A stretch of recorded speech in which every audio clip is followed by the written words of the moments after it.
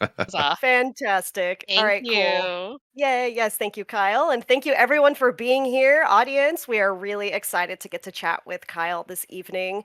Um, and so, first, we want to ask what was your reaction to getting kind of hired on for directing Skate the Infinity? It was actually kind of funny because the way it works, how you get shows at Funimation is, you can put in like your top three, like you can see what shows are coming out and you can be like, these look cool, but you don't really know what these shows are going to be about unless you happen to already be a fan of like the manga and the source material.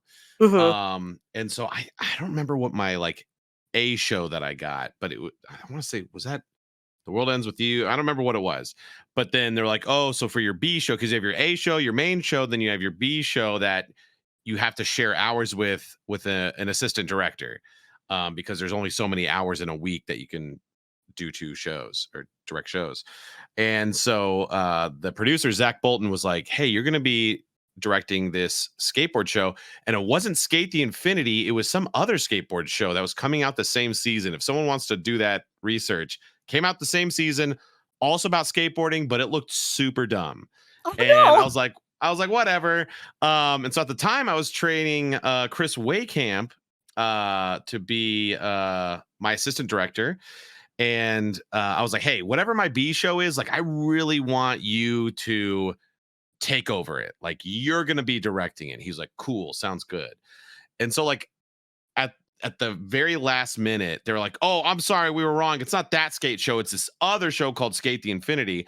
And I'd already done research on that other skateboard show, but I was like, well, Skate the Infinity looks cool. It's an original anime. No idea. All we had was the trailer. And I was like, well, I was a skateboarder back in middle school. This looks more like skateboarding. Like, let's go. And so I was like, all right, Chris, he get the auditions together, like do all that.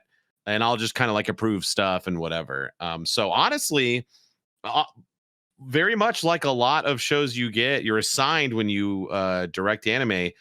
There's like no expectations, really no hype, like except for like when I got Fire Force. Like I knew that was going to be awesome and I was super excited. But like other than that, you're like, I don't know what the show is. I don't really have time. I'm going to read a couple volumes and then let's go. So yeah, I had no idea. Yeah, that's cool. So you went into it completely blind, plus it's an original series, so Yeah. you really had no idea. And so what does that look like directing something like Skate where there's no source material versus like Fairy Tale or Fire Force? It's terrifying because they're really good though at Funimation where like if there is like the danger or the risk of doing original anime simuldub style is like the licensors don't like to give the directors anything ahead of time. Like we Mm. get the episode like a week in advance, sometimes 2 weeks in advance. That's it. But like we can't be like, hey, like this mysterious character, like what's their deal? They're very tight-lipped. They don't want to tell anyone anything. So what that means is like sometimes like, oh, this guy has one line, hey, janitor, come over here real quick. I need you to do this one line so I can turn this episode in. And then 12 episodes later, oh, that's the main villain. Great. I had no idea. That actually happened to me in a show I directed called End Ride. It was 24 eps. The first episode, the main character's dad had like two lines, and he's like, son, what's going on? All right, don't be late for dinner. And we don't see him for 12 episodes. And then the 13th episode, he's the main villain. But luckily, I was like, oh crap, I got to get this guy. I was like, Chuck Huber happened to be in the studio. I was like, Chuck, can you hop in and do these two lines? He was like, yeah. And I was like, hey, guess what? Remember 3 months ago when you did those two lines? You're the main villain. Congratulations. Yeah, so then he had all the lines. So Mhm. that is the danger. So, but the producers at Funimation are good. Like, if there are those sorts of like, oops, like, sorry, we didn't know, or it's like, oh, it turns out this character is not actually, male, they're non-binary, or they're, or this is flipped or something like that, or oh, that term we've been using is actually wrong. They're really good about like, hey, no big deal, correct it from now on.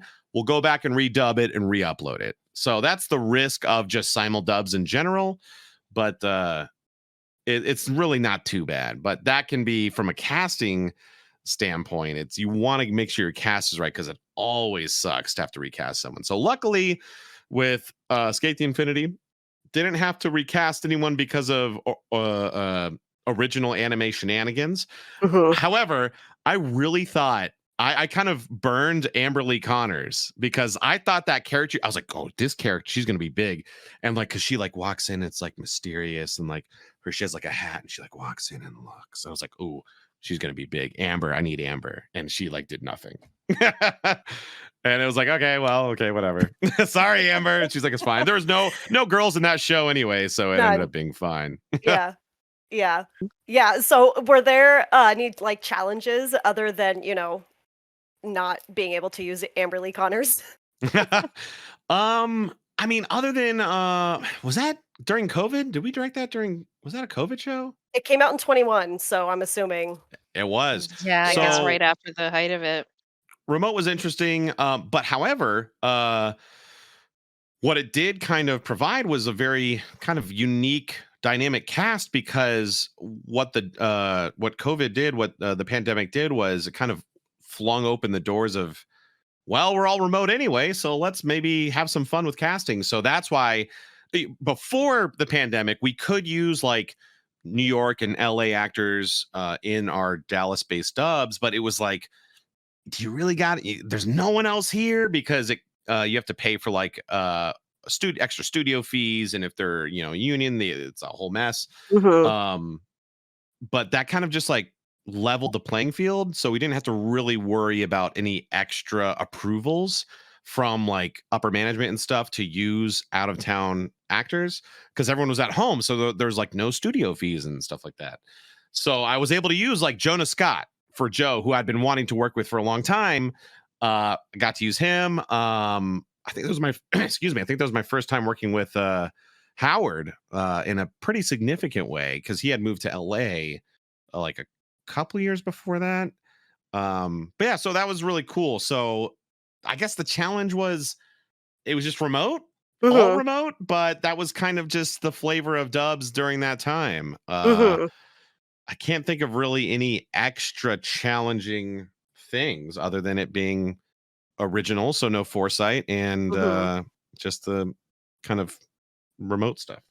Nice. That's really cool that it's like mostly, a good experience for such an incredible series for sure, you Yeah.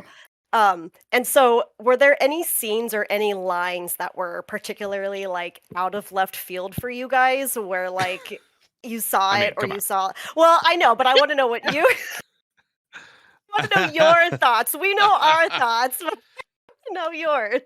um I can't. Nothing really. I mean, very quickly it became apparent that, like, oh, this isn't a skateboarding show. This is like just a very gay show. And so we were like, the Japanese, like, they kind of like hint at it. They're like, oh, this is kind of gay, maybe. And we were like, no, No. this is gay.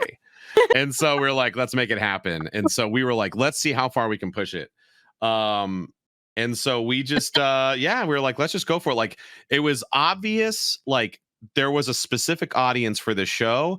And so we just kind of felt like it would be doing that audience a disservice to not just kind of really, just open that door even wider while still uh being true to the original Japanese. And so Mhm. there are some dissenters and naysayers for hey bitches and bros and non-binary hoes.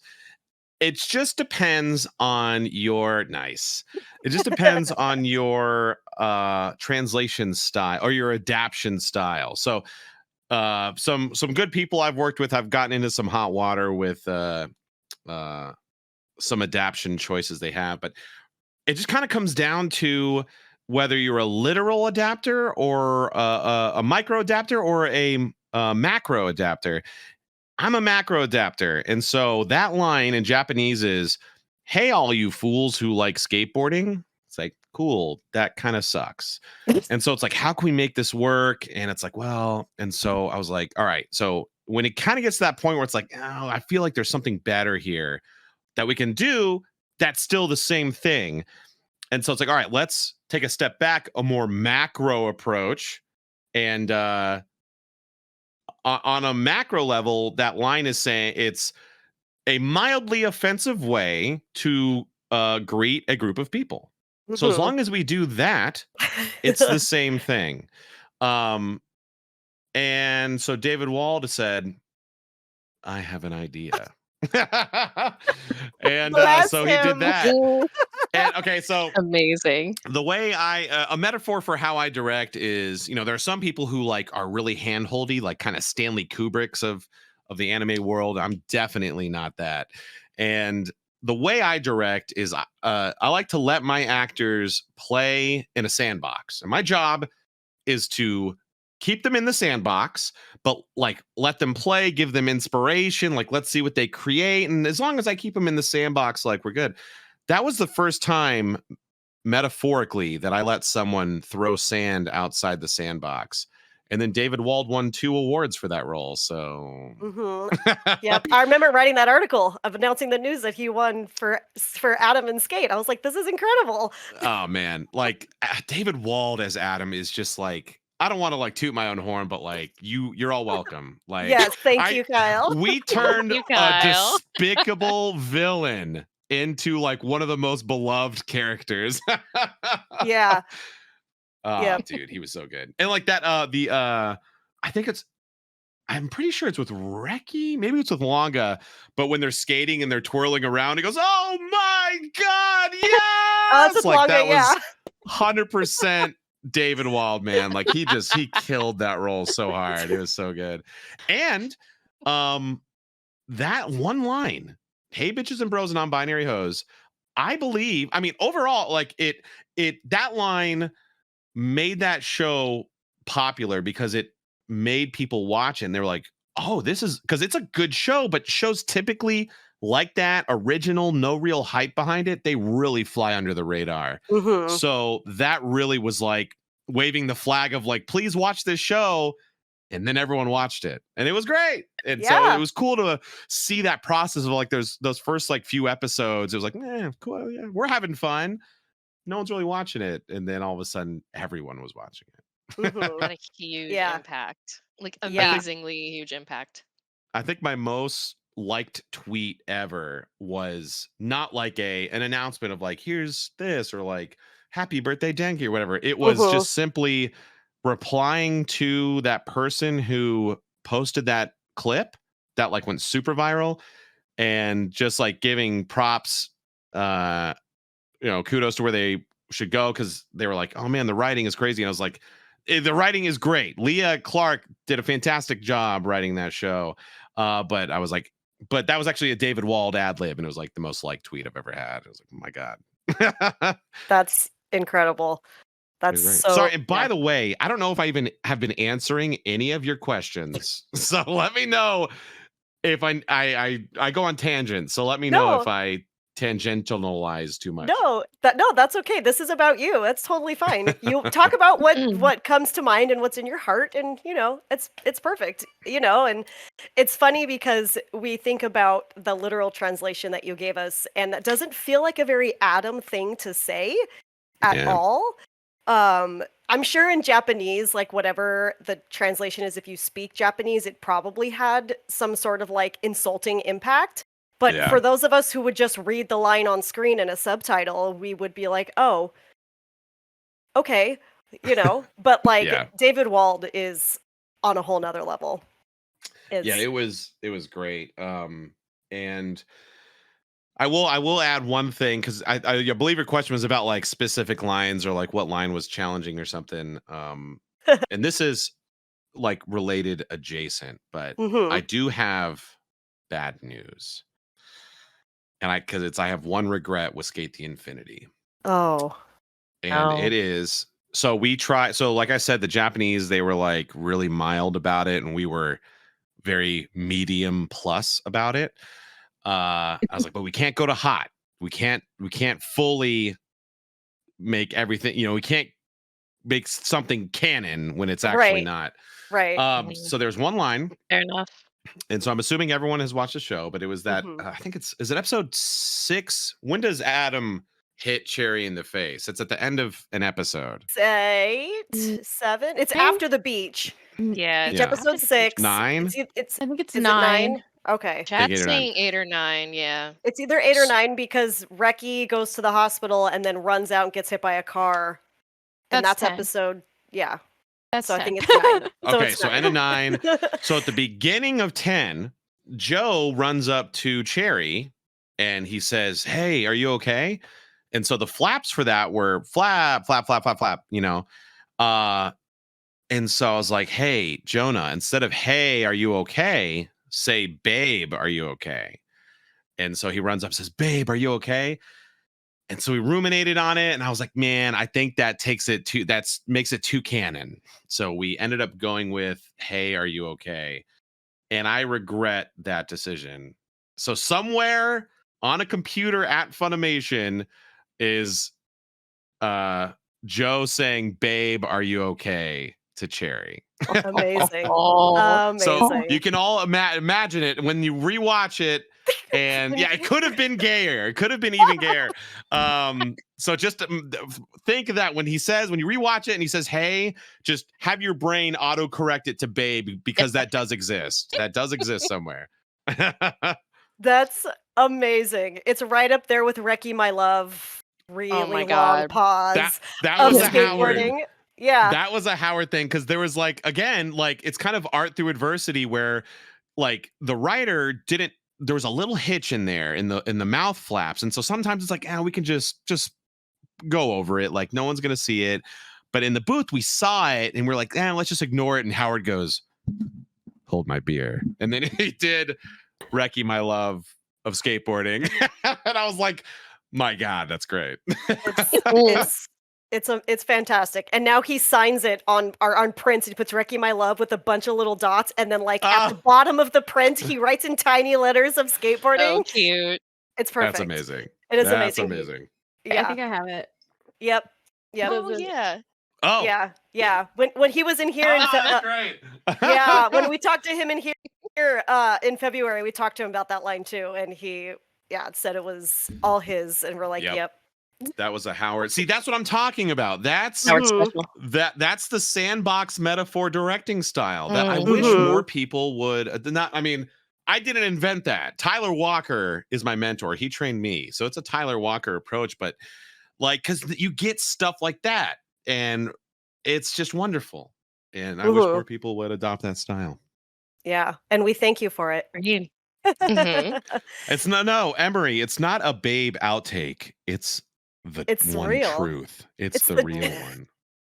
The one truth that rules them all. Yes, exactly. Were there any other lines or anything else that you kind of wish you could have put in there? No, I don't think so. That was definitely the one that stuck out. I think for the Mhm. most part, we just kind of because Skate for those first handful of episodes, I mean, really, there's those middle 3 or 4 that we were really able to play with. And when we got those opportunities, we definitely did.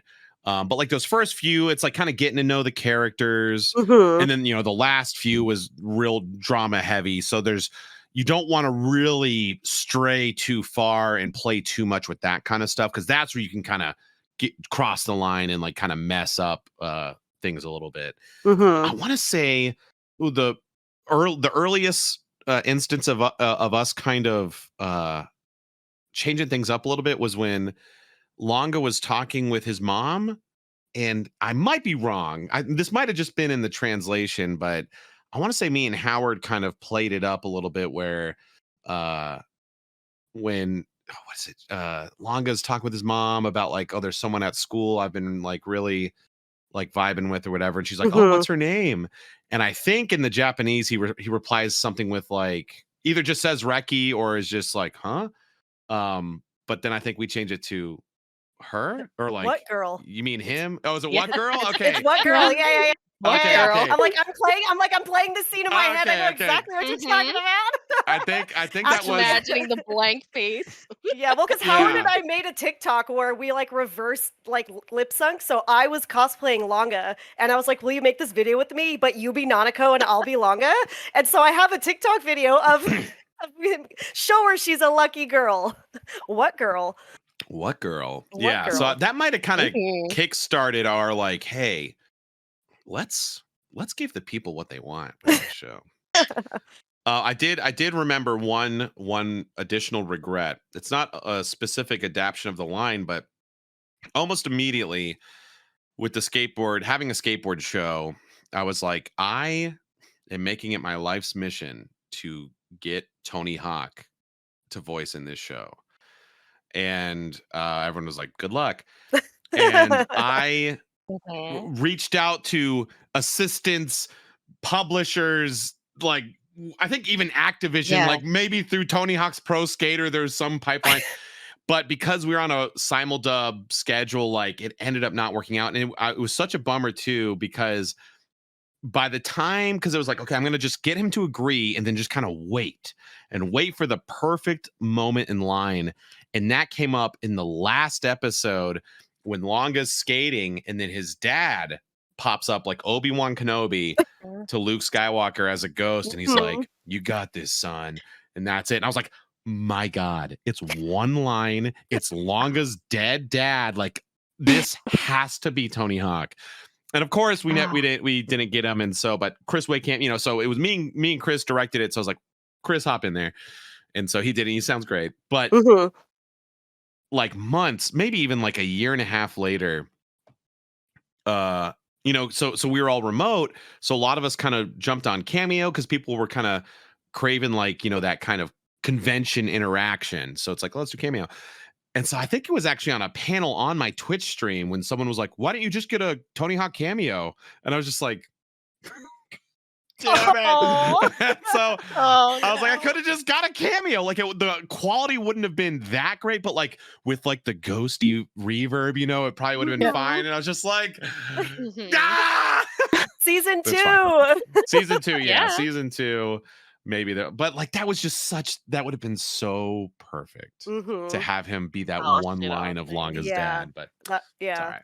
It's all Or Shaun White even because he's a snowboarder. That would have been pretty right. Oh, cool that's too. true. Yeah. But By the Hmm. Tony Hawk. way, that is my prediction for season 2 is so Longa, the snowboarder, comes from Canada to Japan and ends up being a better skateboarder than the Japanese skateboarder.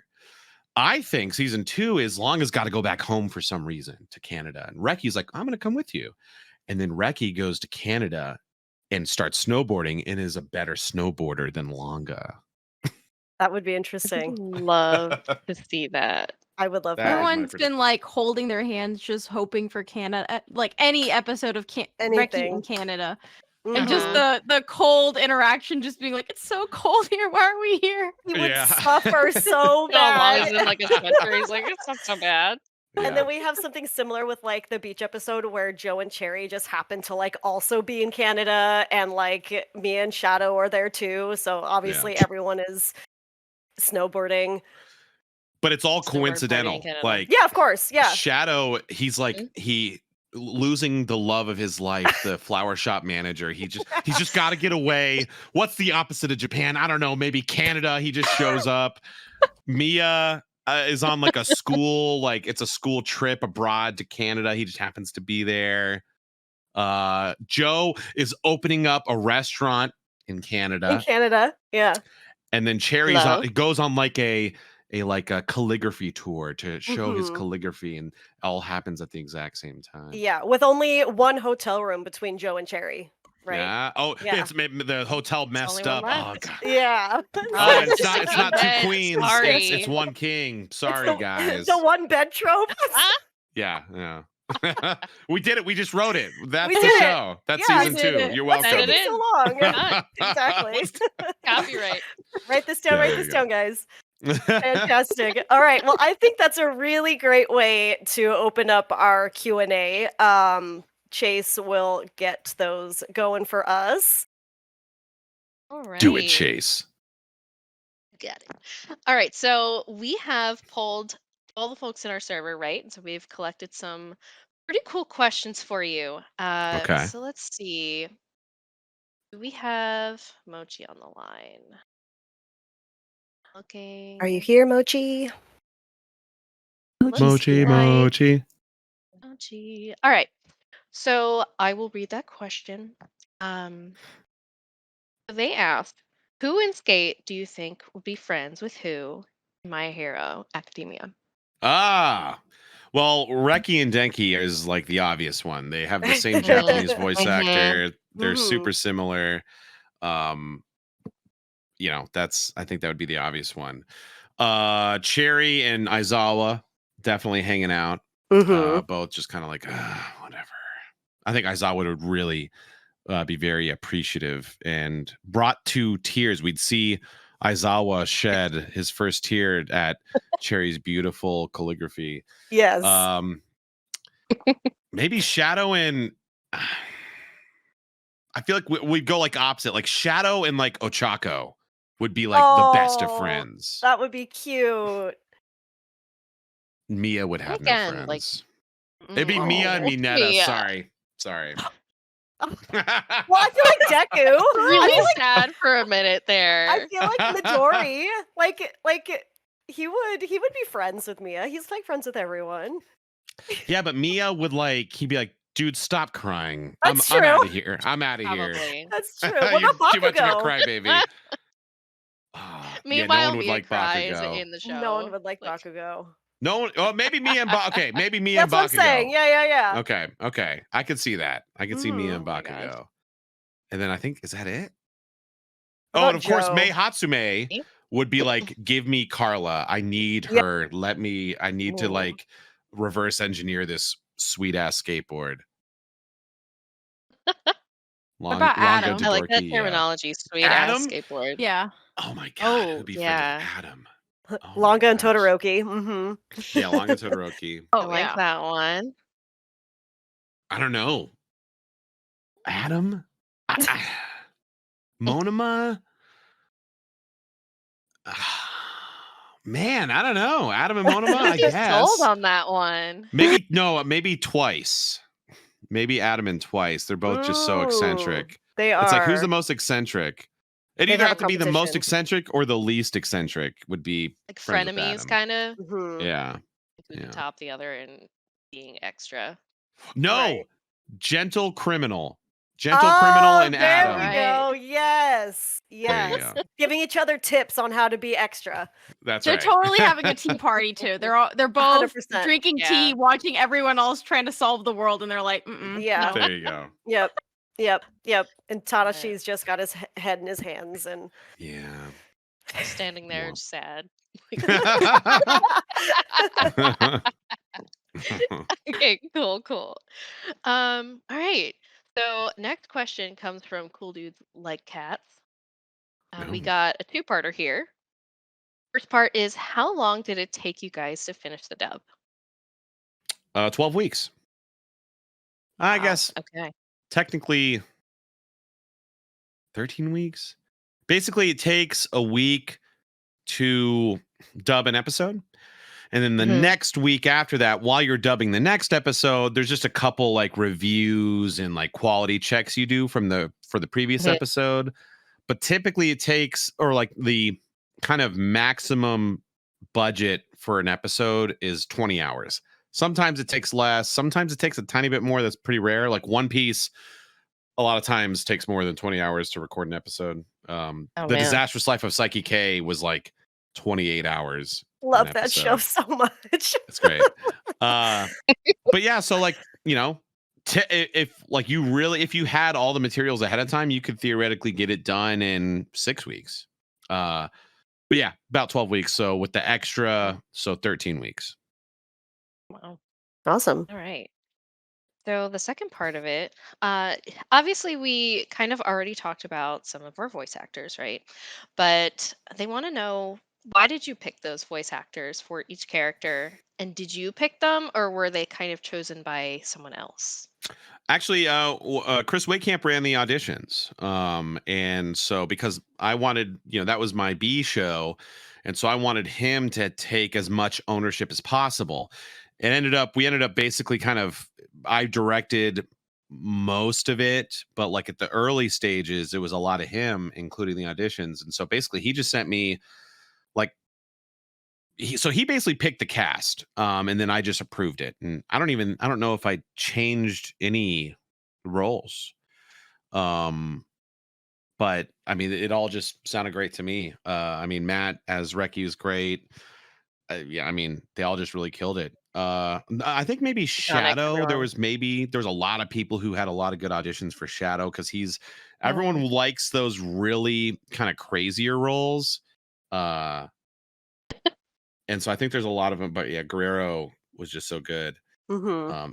I think David Mhm. Wald was the most shoe in. Like it was like obviously it's David Wald, and we Yeah. were very right. Yes, Oh, yes. yeah. But yeah, you I can think the honestly world you can thank agrees. yeah, you can thank Chris Waycamp for the cast of Skate the Oh, Infinity. Woohoo. it's very cool. All right. So we have next question from Danny. First part is, which skateboard would you like to own from Skate the Infinity? Hang on, I have to look it up. I want to say Recky's because I think Yeah. he's like the most like actual skater of them. Like Mm-hmm. Carla's cool. That skateboard's not really realistic. Yeah. Um, yeah, Longa's is cool, like the little Yeti. Mia's That's is like a cool. I like Yeti. It's Mia's. so cute. Mm-hmm. Yeah, Mia's looks like a Spitfire brand skateboard. Mm-hmm. I wish I could just see them all. Oh, here we go. Here we go. Actually, yeah, no, not Recky's. His is all right. I'd say probably Mia's then. Let's go with is that Shadows? Has the like the zombie? Yeah. Oh, Yes. hell yeah. Mhm. Yeah, Shadows looks cool. That's cool. Yeah, I'd definitely say Yeah. Shadow. Oh, Sold. wait. Amazing. Yes. Love the confidence in that answer too. All right. Yes. Although I think it's more of a longboard, but Adam's last skateboard where it like Oh breaks my apart and it gosh. looks like Yeah. it's a cross or a coffin, like that's pretty cool. Mm-hmm. Yeah. I mean, a Yeah. little bit of both. Yep. Well, speaking of extra, all right, awesome. So next part is, what character from Skate, in your opinion, has the best hairstyle? Recky's is cool because it reminds me of Chrono from Chrono Trigger. Sorry, once again, it's been a long time since I've worked on this show, guys. Hang on a second. Let me look up these As we all characters. cry, remembering. Sobbing. Oh yeah, I totally don't remember what he looks like. Didn't look at Totally bunch of- forget how long it's been.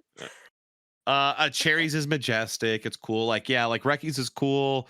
Mia's is kind of dumb. I'm sorry, Gen Z.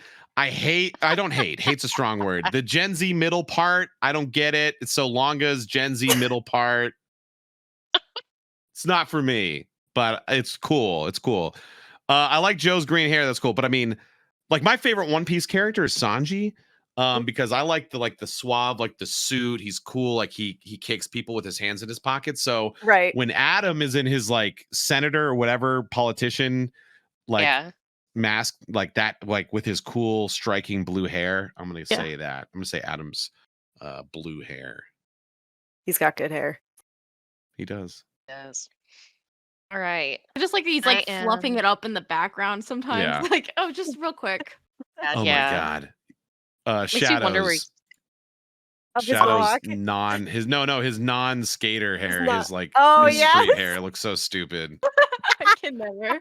But it's funny as one. Okay, so Shadow's mohawk though might be my true answer because I used to have a mohawk. I've had it a couple times, and so I get the you can't have it up all the time, so you like part Yeah. it down. You know, I get it. All right. I see you, Shadow. I see you.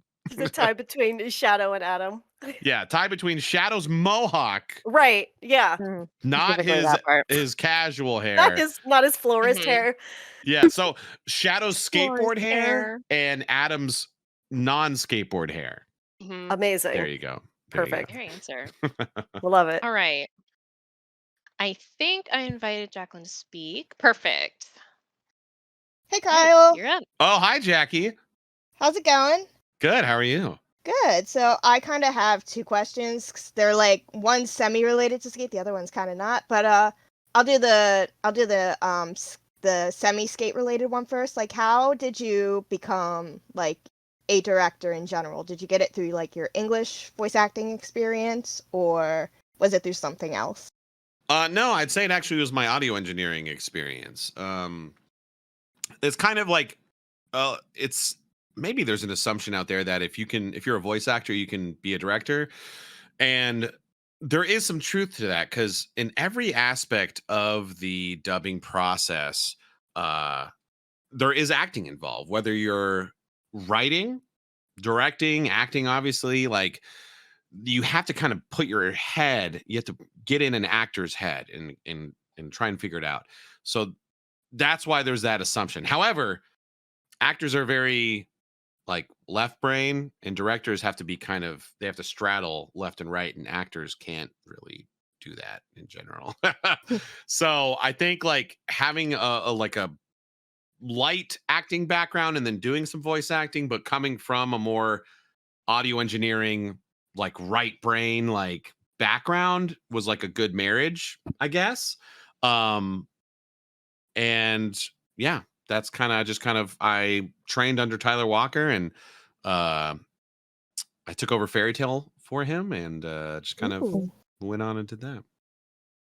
Awesome. Wow, And that's very then my cool. next question actually kind of has to do with like the community like you've created and stuff, because I know myself and like other people like in the server are involved in like your Twitch and like your Discord and stuff. I know like you've mentioned it in like your streams and stuff, but like how did you decide to like stream on Twitch and create like this huge community? So you can actually thank Rico Fajardo for that, because a year before the pandemic, he called me up one day and was like, "Hey, dude, this game Death Stranding is coming out. Do you want to come play with me? I'm going to stream it." And I was like, "What does that mean?" Sure. And so I went over to his house, and he got like the super special edition, like that actually had like the baby in the jar. And so we like opened it on stream, and like then we're playing the game. And I think it's been long enough that I don't think it would hurt his feelings. But like as I was like, we were kind of taking turns, or like I would play while he was like talking with chat. And I was sitting there thinking like, this game sucks. But at the time I was like, wow, this game's great. Like it just Of kind course. of acting. Uh-huh. But I was fascinated. Like I never really, I kind of knew streaming was a thing, but like, nah, not really. I never seen any. And I was like, so like the stream, he was like trying to focus on the game, and I'm like, cool. So okay, what's going on here? So like, this is chat. Okay, interesting. And then and he's like, yeah, Kyle, that's that. Anyway, so the game, and I'm like, cool. Anyway, and so like that kind of stuck in the back of my head. And then a year later, the pandemic happened, and everyone was like, well, we're all shut down, and I was like, what am I gonna do? Stream. And so my first like handful of streams, there are some people still in the community who remember those early streams. It was me on a MacBook Air, not even a MacBook Pro, a MacBook Air on a TV tray in my living room. And I had no idea what I was doing. I knew I needed a capture card. So I had a capture card with my Nintendo Switch plugged into my TV, and I didn't realize, but the sound for the game was not going through the capture card like it should have. It was being picked up from the TV speakers Oh no. on my microphone. Oh no. Wait. Yeah, and the camera Wait. was just the MacBook Air webcam. Mhm. But yeah, it was great. I had a lot of fun, and so just kind of went from there and just kind of had a blast. And then we weren't in the pandemic for a week like we thought, or even 7 weeks like we thought. We were inside for like 2.5 years or whatever. So yeah, there you go. Amazing. Mm-hmm. Well, thank We you, love Kyle. those early. That's been my April one-on-one with you. If you Oh, need heck me. yeah. Heck yeah. Jackie, appreciate you. See you, Kyle. See ya. We love those early stream stuff. Yeah, it's wild going back and looking at those. It's like, my Mhm. God, I Yeah. had no idea what I was doing. Yep. I've done the I same still thing. don't feel like I know what I'm doing, but With your 22,000 followers. Mm. That's okay. it's fine. I'll Yeah. figure it out someday. It's all good. All right. We do have Cam. Can we invite someone to speak, or do they have to ask? There we go. Hello. Hello, Hello. Cam. Hi. Okay, first of all, I gotta say I'm loving the Cavaliers merch rep. Oh yeah. Whenever I travel for conventions, I always try and check out a pro sports game. And so this was actually, speaking of the pandemic, the very last con I did before the pandemic was Wizard World Cleveland, and me and Aaron Nice. Roberts went to a Cavaliers game. Nice. Okay, so my question is, did the cast have any like skits or like ongoing jokes that you loved or just enjoyed? And what were your favorites?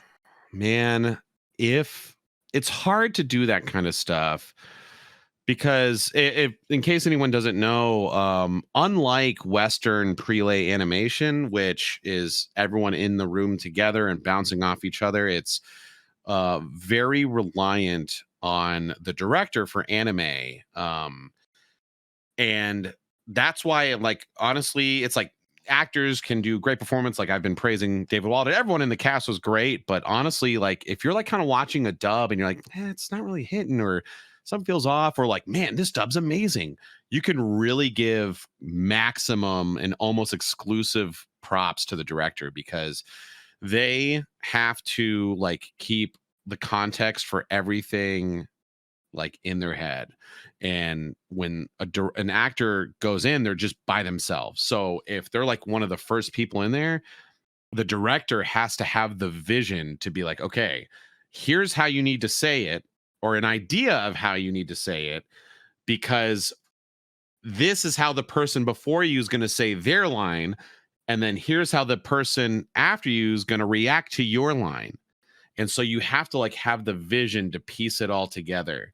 And so a bad, I don't know, I hate to say there's just bad directors out there, but a less experienced or a less qualified director won't have that vision quite yet. Because on my early stuff, if I go back and listen to like some of the early dubs that I had, I'm like, oh, I wish I would have done this, you know, because you got to cut your teeth on something.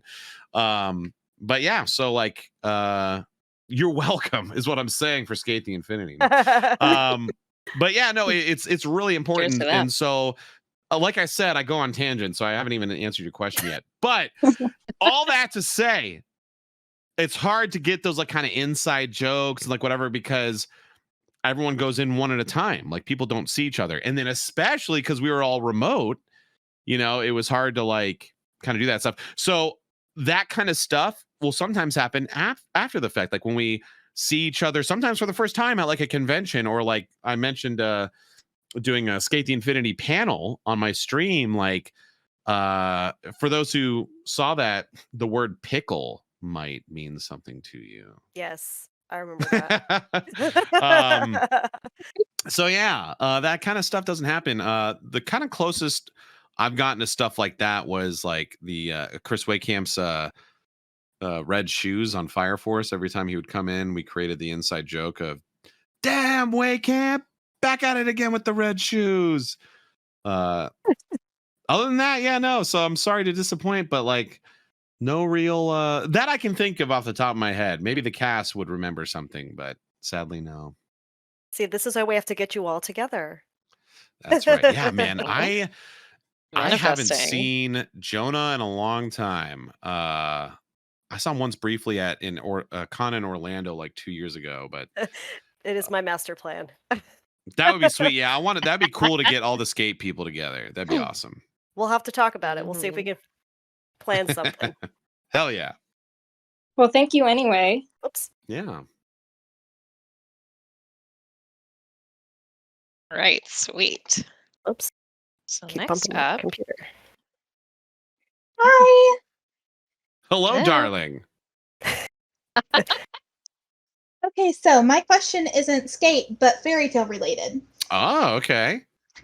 So I saw that like you voiced a lot of minor characters in fairy tale, Mhm. and I was wondering which was your favorite to voice. Ooh. It's interesting. Okay, so for those who don't know, yeah, I actually am very involved with fairy tale. I engineered a lot of fairy tale. I did something called time coding, a lot of fairy tale, which is basically like you kind of create the skeleton for the script for the writer. And then I took over and directed the final season of fairy tale. So I know a lot about it. And I also voiced in it. And so I voiced kind of the two kind of named ones that I did were Jason the reporter and Scorpio. And I've been getting a lot of love randomly at cons for Scorpio. Like people are like, Scorpio on. I'm like, yeah, that's okay, sure, okay, whatever.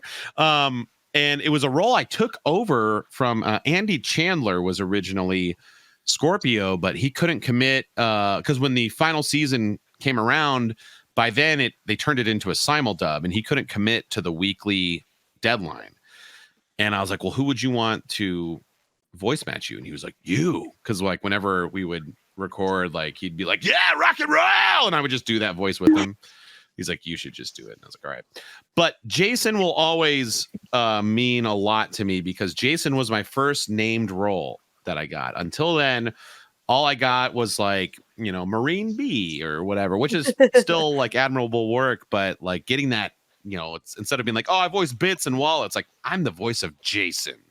Like that was cool. And that kind of maybe set me on a path of, I was for a while the go-to blonde guy. A lot of characters I voice are blonde. They're like, we have this energetic blonde character, Kyle. Kyle. And so Jason kind of was the blueprint of that. So All right. Well, thank you. thank you, darling. Cool. All right. So next up, we had a question submitted by our member Tesford Trash. We have, what is one thing you hope that season 2 of Sk8 will give us? I know we kind of already went over that. We talked about Reki snowboarding in Canada. We wrote Yeah. the whole season. We did. We Yeah. already wrote season 2. Anything else you wanted to add to that? I want to see Shadow find love. I want to see Yeah. Shadow find love. He's such a sweetheart. He deserves it. Mhm. And I want to see, I know Adam, he was just such a despicable character in season 1, but he kind of had just like a real splash. Like he almost kind of redeemed, you know, he went through a very quick Yeah. kind of redemption arc. I would like to started at see, the end. yeah, I'd like to see a full on redemption arc for Adam. I think that would be, good. Maybe more Oka. Someone mentioned Oka in chat. Like Zeno was great. That was again another character was like, oh, this guy like, and he had some stuff, but like he wasn't in it a whole lot. So I like to see Oka some more. Mhm. Mhm. Yeah. You do need Yeah, more I think- Oka for sure. I think that those probably the big ones I want to see. Yeah. Perfect. Yes, more Zeno. Mhm. Sounds lovely. All right. Ashton, you're up. You want to raise your hand to be a speaker? Should work here in a second. Perfect. Hello, Hi, Ashton. everybody. Hi, Kyle. How are you? I'm doing well. How are you doing? I'm doing great. Awesome. So, my question was, are there any animes that you'd love to work on, whether it be directing something or being a voice actor in, or anything that you'd like to see rebooted, or I guess video games too, just any projects that you would really just love to get a chance to work on. My God. If they ever, so my favorite version of Superman. We're getting Yeah. a visual? If you are into comics at all, so I know it's like people are like, oh, he's so lame, but Superman is my favorite superhero. And this is my favorite graphic novel. Superman Red Sun. Oh. It's if instead of, and so 1950, Superman lands in Kansas. But this story is if instead of Kansas, he landed in Soviet Russia.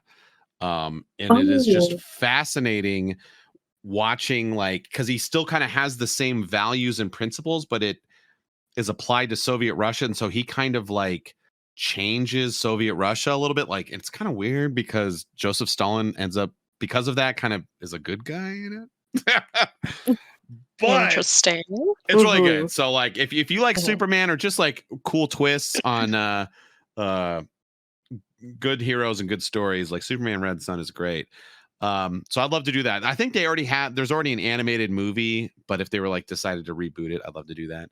Games, I would love to be a Call of Duty operator. That'd be so sweet. And That'd be do cool. the whole mocap and everything. That'd be sweet.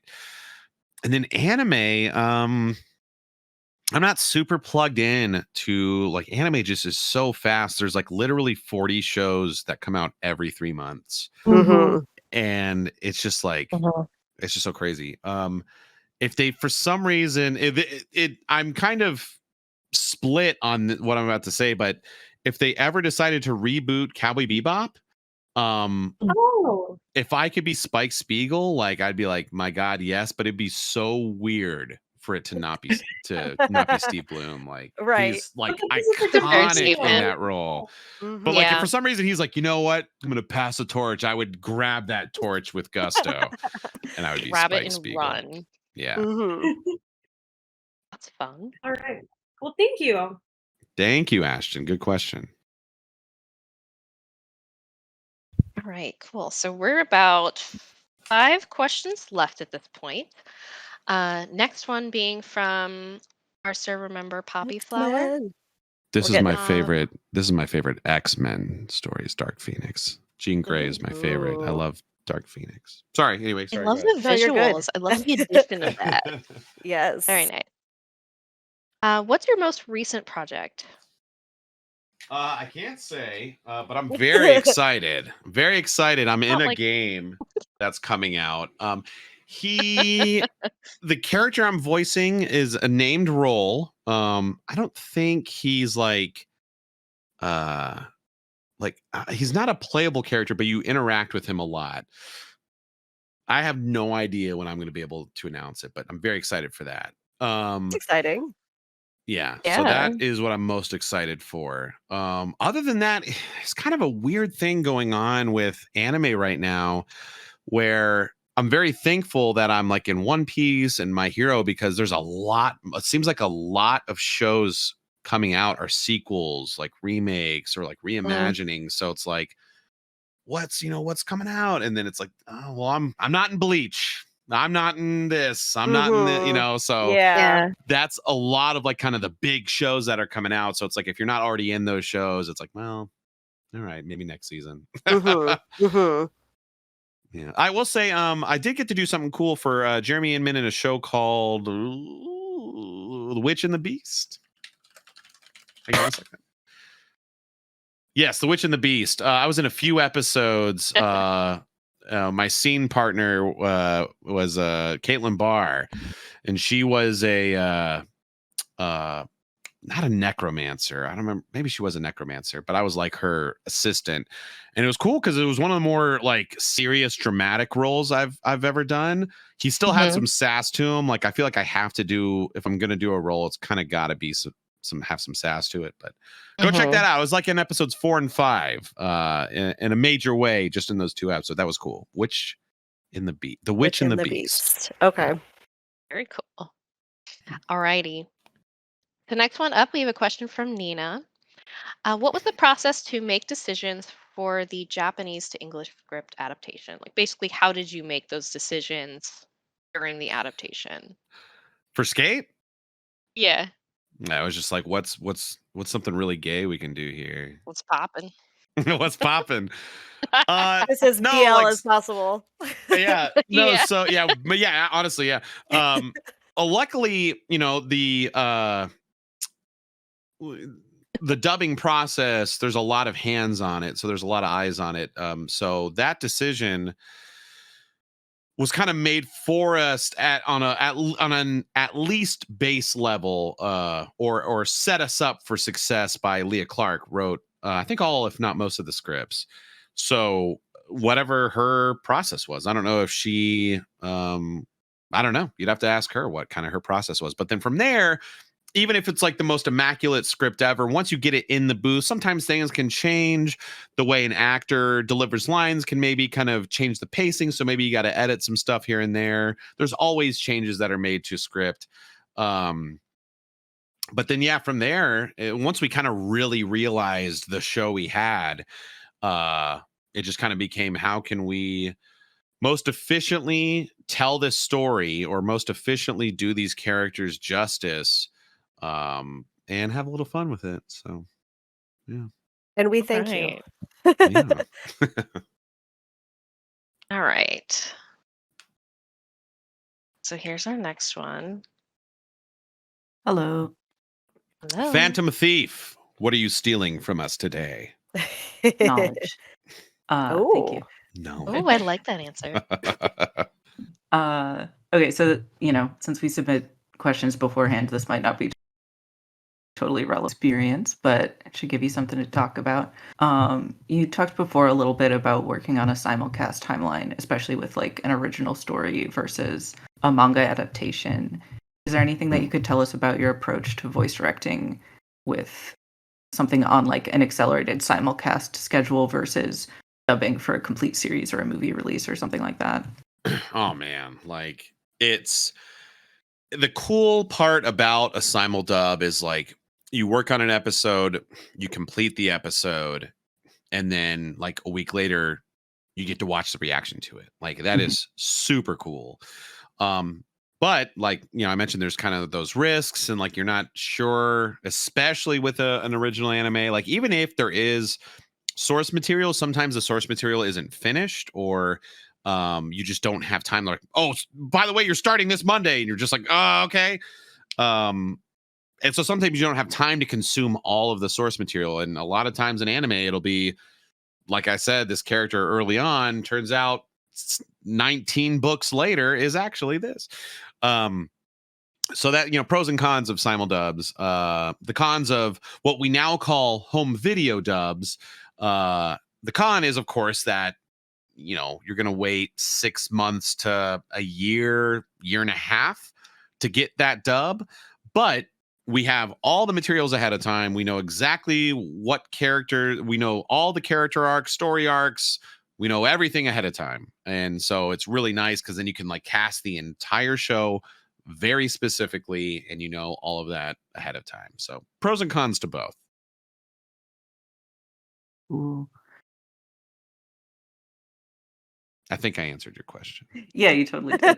Yeah. Okay, No, sweet. it's an interesting thing to think about because, like, the project always has like the exact same components, but the timing of it is so different that you get a really different result. Yeah, simuldubs took some getting used to. It was interesting, and like simuldubs and like day and date dubs are great. I feel like kind of the perfect middle ground was when we first started doing it. We called them broadcast dubs, and it was actually instead of like Japanese episode dropped and then 2 weeks later English dub dropped. Back then, that's a simuldub. When we first started it, it was like Japanese episode dropped and then like 8 weeks later English episode dropped. Oh I wow. feel like that's the way to Yes. go. Not that they would ever go back to that, but that was nice because you got a lot of more leeway, more headway. And if something dramatic were to change with the show or that would maybe need a recast or rewrite, you would catch it a lot earlier and be able to fix it a lot earlier, as opposed to simuldubs and all that. Sorry. I'm sorry, I lost my train of thought. Like simuldubs, you can't really do that. Yeah, At least as officially. Right. Thank you. Yeah. All right, Kevin, you're up next.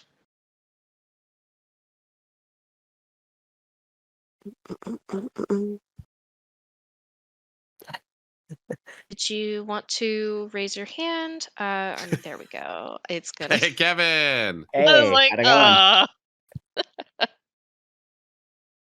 Hey, so my question is, do you have a certain style of directing when it comes to voiceovers?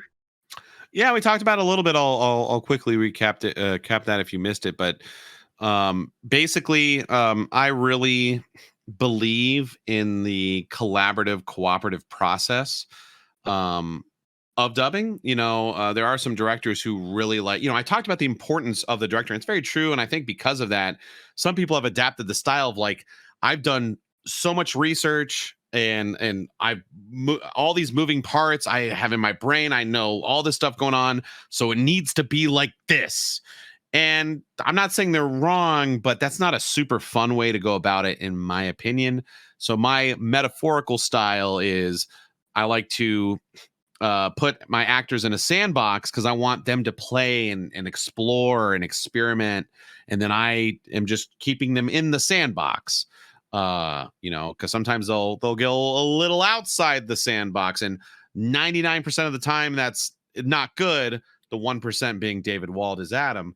But that's how I approach it, because I'm not egotistical enough to think that I know what is exactly best for every line, every moment in this show. Actors are also the most in the process, the most creative, and so they can have a new perspective, an interesting perspective. And so I think it'd be foolish to not at least entertain that. And so that's why I take that approach to directing. Well, thank you for answering my question, and everyone did a great job on the job. Thank you, Kevin. Appreciate you. All right. So when I told you there were 5 questions left, we got 2 more, so I lied to you. No next up worries. is Emery. Yeah, I totally sent in a question after you said that. No worries. No, Don't worry. so first thing, I was at Riverwalk Anime yesterday. Oh, But, nice. Wait, who were you? Well, I didn't stop by because, hey, don't get mad. Like, Maybe I we're from, saw you. Were you cosplaying? no, but we're from out of town and we're like really poor. So I made it to like the last hour of the convention on the last day, and so like everybody was already kind of packing up, and I was did there get- till 4.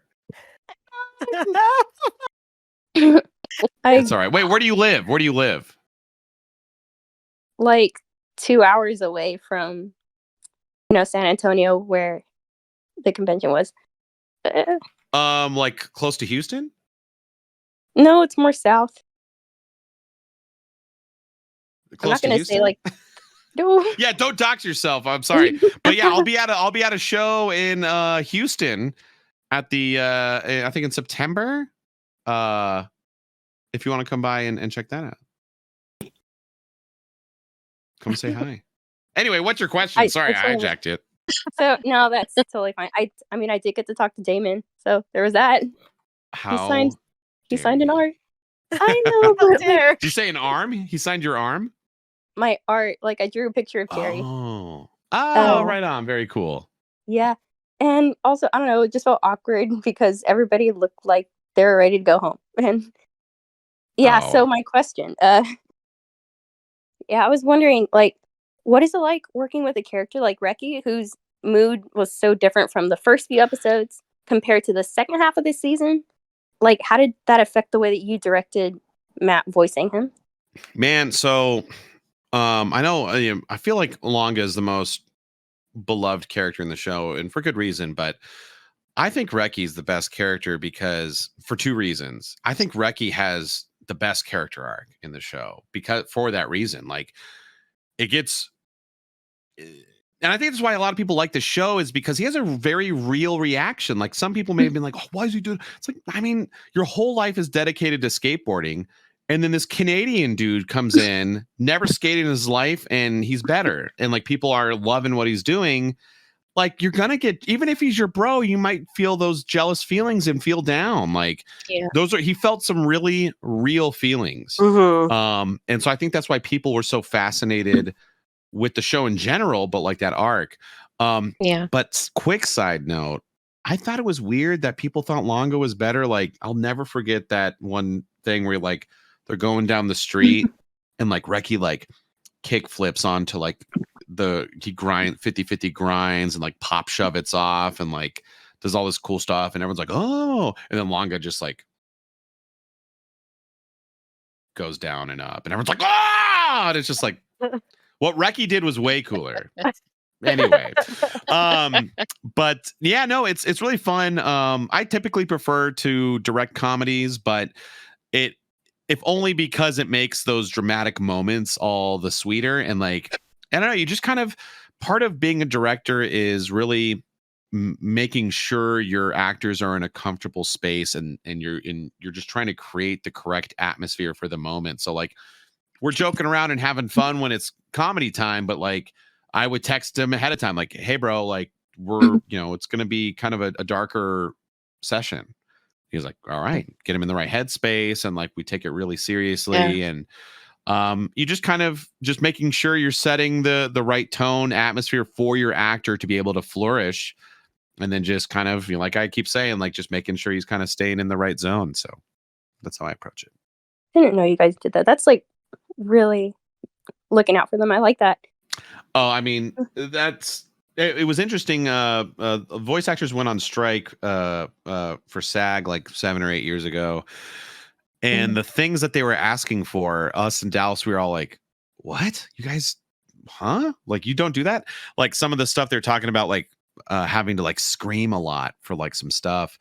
And we were just all appalled that wasn't happening. Like as directors, if like someone has like, especially working on like something like Fairy Tale, like Todd, like having to, fire dragon, like just all the time, like I would be like, hey man, just a heads up, I'm going to over direct you in this moment because I only want you to do this once. And like, just talking about exactly how I want the arc to go. And like, then what do you think? And he'd be like, well, actually maybe this, cool. And like, we would construct exactly how we wanted this yelled, screamed line to happen so that he could only do it once, like max twice, to save his voice.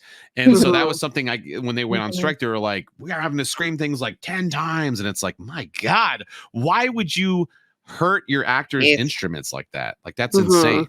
And so, yeah, it's like, we always just try our best to make sure our actors are in the most comfortable, most efficient, and profitable is not the right word, but enriching environment. Everyone possible. benefits, kind of. Yeah.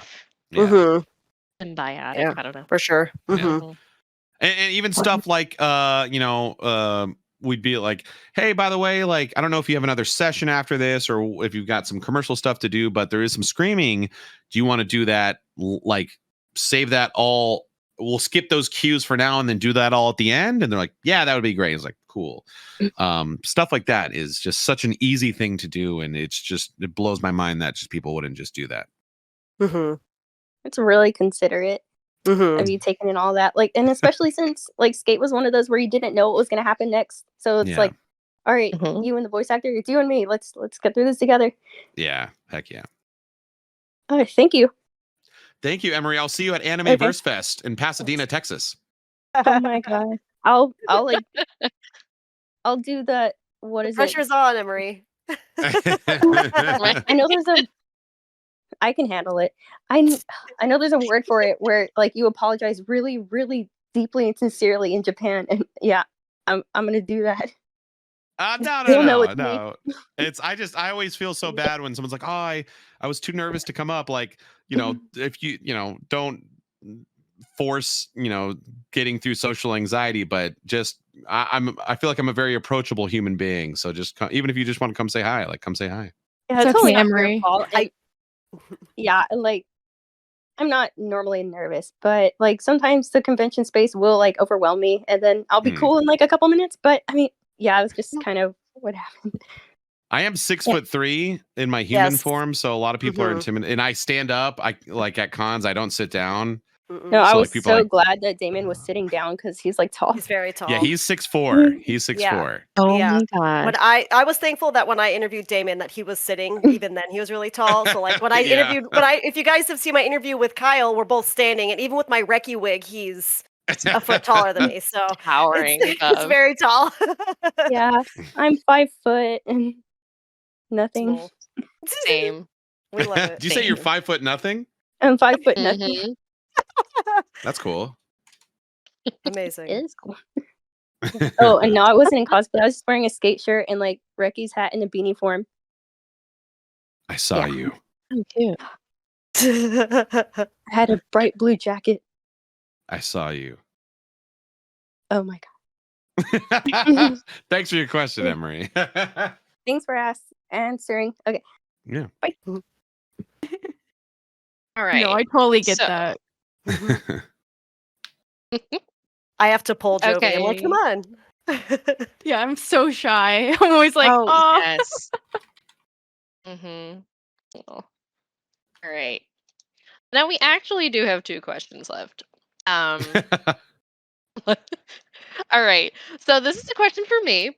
Out of the skate Oh, cast, which one would be in the circus and what would their act be? oh my God. Hmm. Adam would be the ringmaster. Definitely can see that. I mean, he already kind of is, right? He's kind Yeah, of the ringmaster at S. yeah. So he's already got that down on his resume for sure. Maybe Cherry would be like the knife thrower. His calligraphy. He's Oh, good with Could his see very that exact movements. easily. yeah. He's got the good fine motor skills. Mm-hmm, mm-hmm. Uh-huh. Uh-huh. Yeah, Strongman Joe. Strongman Joe, yeah. Oh my god, yeah, I didn't think of that.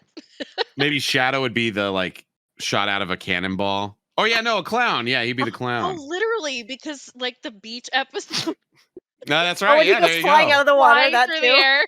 That's right. That's amazing. There you God, you go. guys have such good ideas in Perfect. the chat too. Fantastic. Amazing. All right, Jovi, do you want to ask the last one?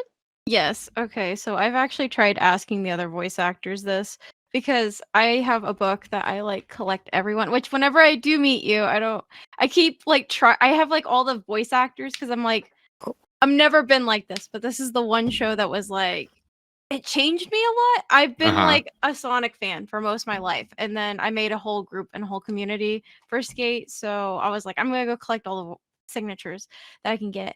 But and I've been trying to get the minor characters too, like the people that you don't normally see at cons. But sometimes Mhm. I'm looking through and I'm like, huh, it's weird.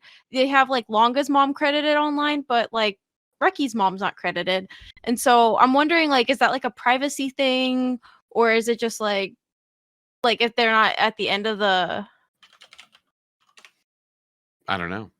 you don't know? I Okay. don't know why Recky's mom is not credited. Man, I wish, man, I would have to do some deep diving and I could probably find out for you. But yeah, I don't think there's any reason why, like, the only reason why someone would not do or not name themselves is if it was like a particularly raunchy show. Like there's a lot of pseudonyms for like High School DxD, for Yeah. example. Mhm. So yeah, no, it's I guess if the character's considered minor enough, they don't get a name. And so if they don't get a name, like the person who voiced Recky's mom is probably credited, but they just didn't have a name. I want to say it's Rachel Glass though. Yes, we've all Hang on been one second. wondering. I'm like literally like I have these little like tick marks. I'm like, I won't be able to meet David in person because I know that he's like COVID safe. And then Brandon, like, he's not really a convention goer, so I'm like, I put those two out of my head. But I'm You like, might reach out to them on social media and you might be able to send, if you'd be fine being trusting your book with the US Postal Service, but you can That probably too. send it to them and they'll sign it and send it back. true. Hang on real quick. Yeah, Chris Waycamp gets credited as Longa's dad. Longa's He had dad, one line. yeah. No, that's what I'm saying. Yeah. Man, I am pretty confident it's Rachel Glass is Recky's mom. If you could send me a clip Okay. of it, I would be able to Mhm. confirm that. But I'm Okay. confident it is Rachel Glass. Okay.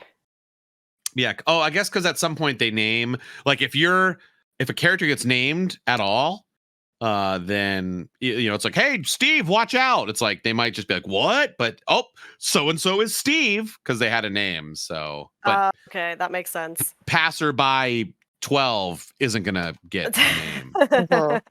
Right. Think I mean, she does have a name. I don't know if they say is it Moss? I'm not gonna mispronounce. Come on, guys. She is named, but I don't think Yeah. they use her name in the show. Mm. But do they use? But Longa's mom has a name, and Yeah. but they don't. But we know who voices her. Yeah. I don't know. Very Usually, interesting. Anime News Network is really good about that, but I'm seeing there's some missing credits Missing there. pieces. Yeah. Hmm. Sorry about that. The plot Oh, it's thickens. okay. I was like, That's not maybe your the fault. director knows. Yeah, if 'Cause I you asked needed an Damon. answer immediately, I would say Rachel Glass. But yeah, and that goes for everyone. If you're like, who, unless it's like a literal, like, watch out, like, I'm like, I don't know. But if they had some significant lines and for whatever reason they're not credited, I could probably just hear it and think of it and remember it. Mhm. Thank you. I tried asking some. I think I was at Damon's table, and they're like, Damon knows everyone, and then he was like, I'm stumped. I'm like, oh my god. Okay. Yes, come to the director for that stuff. Perfect. Yay. Was that everyone? Yay. Yeah, that I wraps think up the so. Q&A session. Fantastic. Yeah, cool. Well, thank you everyone for being here and hanging out in chat. And for Kyle, thank you so much for being here with us and chatting about Sk8 and everything adjacent to it. Yeah, heck yeah. Yeah, thanks everyone. This is a lot of fun. Thanks for all the questions were a lot of fun. It was a lot of fun remembering and reliving Sk8 a little bit. Yeah, of course. Well, Yeah. that's what we're here for. Heck yeah. Mhm. Here at the skate park, it's what we do. That's Mhm. right. Yes. Well, it has been our pleasure. Thank you again Yes. for joining Thank us you. Thank this Yes. you. evening. Thank you guys. Yeah, thanks for having me. And chat, I'll see y'all later. Yeah. Alrighty. Alrighty. Bye, Bye. Kyle. Bye, Bye. guys. Bye, bye, bye, bye, guys. bye. Bye-bye. Do we? Oh.